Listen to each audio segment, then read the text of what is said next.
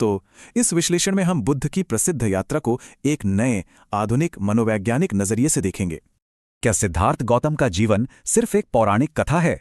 दरअसल ये एक गहरा मनोवैज्ञानिक और नैदानिक विकास है। यहाँ सबसे जरूरी बात है दुख को समझना। इसका असली मतलब सिर्फ शारीरिक पीड़ा नहीं, बल्कि रोजमर्रा की बेचैनी है। ये स्पष्ट करता है कि दुख दरअसल जीवन की आधारहीनता और एक अजीब सी असहजता से पैदा होता है।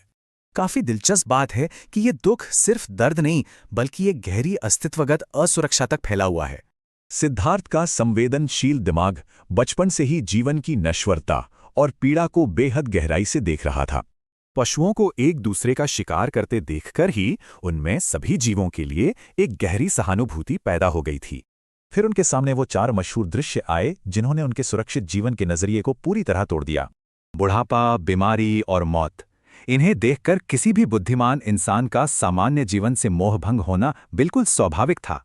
इस गहरे आध्यात्मिक आघात को संवेग कहते हैं। ये सामान्य जीवन की निरर्थकता का एक बहुत ही तीव्र एहसास है।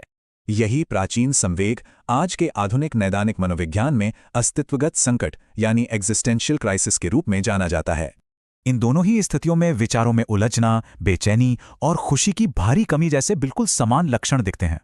अस्तित्वगत अवसाद से जूझता इंसान हमारे जीवन की नींव और उसके असली मकसद पर ही सीधे सवाल उठाने लगता है। मनोविज्ञान मानता है कि ऐसा गहरा अस्तित्वगत डर वास्तव में हमारे सकारात्मक विकास के लिए एक बेहद जरूरी उत्प्रेरक है। इसलिए बुद्ध का जागरण कोई जादुई बचाव नहीं था, बल्कि ये अस्तित्व की समस्या का एक शानदार मनोवैज्ञानिक समाधान था। अनित्यता और आपसी जुड़ाव को ठीक से समझकर ही हम इस अस्तित्वगत अलगाव को जड़ से खत्म कर सकते हैं। अंततः ये 4 आर्य सत्य इसी सार्वभौमिक अस्तित्वगत दुख के सीधे इलाज की एक बहुत ही सटीक मनोवैज्ञानिक योजना है।